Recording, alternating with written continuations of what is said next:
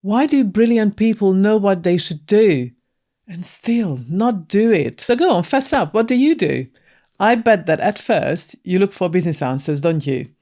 How's your social media doing? How about sales and marketing? Are you any good at funnel building? What about getting a VA to do the trivial tasks or the headache of utilizing AI in your business? Honestly, the list just goes on, and it makes me dizzy every single day.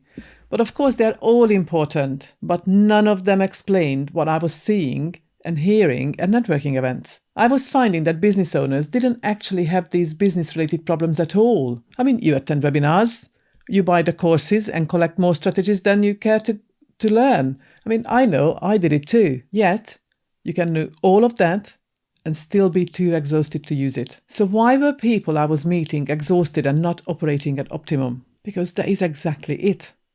They tend to have an operating problem. Then, of course, I didn't have this language in 2022 when I first entered business networking. My own well-being routine was only beginning to form then. But, I just knew that something wasn't adding up. So I started the podcast to show later life entrepreneurs that they were not alone, covering their stories and the usual difficulties in business. Then, as I was asking guests about their own routines, there was a paradox emerging. While we would start by talking about how the business came about, somehow we would just end up talking about sleep, their confidence, their relationships, or just simply finding their purpose. Then, after a few episodes, looking into my own life as well, I thought, that's interesting. So I started questioning my guests about their own health routine more. The pattern eventually became impossible to ignore. So I launched the Routine Club in July 25, and that's when the business began moving towards routine revolution, as it is now. What happened then is that I pivoted and started inviting experts as guests to give tangible value to followers.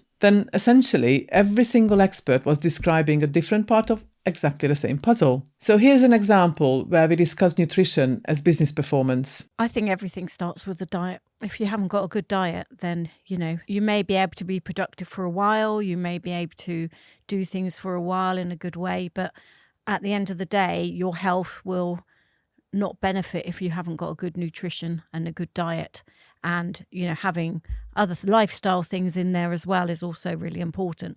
But yeah, good nutrition is key. That's absolutely, it very much fits in with what I preach. My catchphrase is that your business will only ever be as healthy as you. When Liz said that in episode 54, she was talking about nutrition, but listen to what actually happened. If your nutrition affects your energy affects your thinking, then your thinking affects your decisions. Then, of course, what happens? Your decisions shape your business. Can you see that? So suddenly, nutrition is not just about food, but it becomes part of your business infrastructure. And one of my first clients, Donna, proved exactly that. She started taking a proper lunch break, eating real food instead of grabbing snacks. Now, within weeks, she was reporting a list of improvements. First of all, she was feeling better in herself, which was brilliant. And then she reported that she was being more productive in the afternoon because she was able to go through what she needed to do.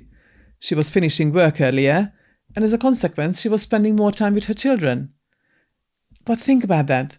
Nobody changed her marketing, nobody changed her pricing, and certainly nobody changed her business model.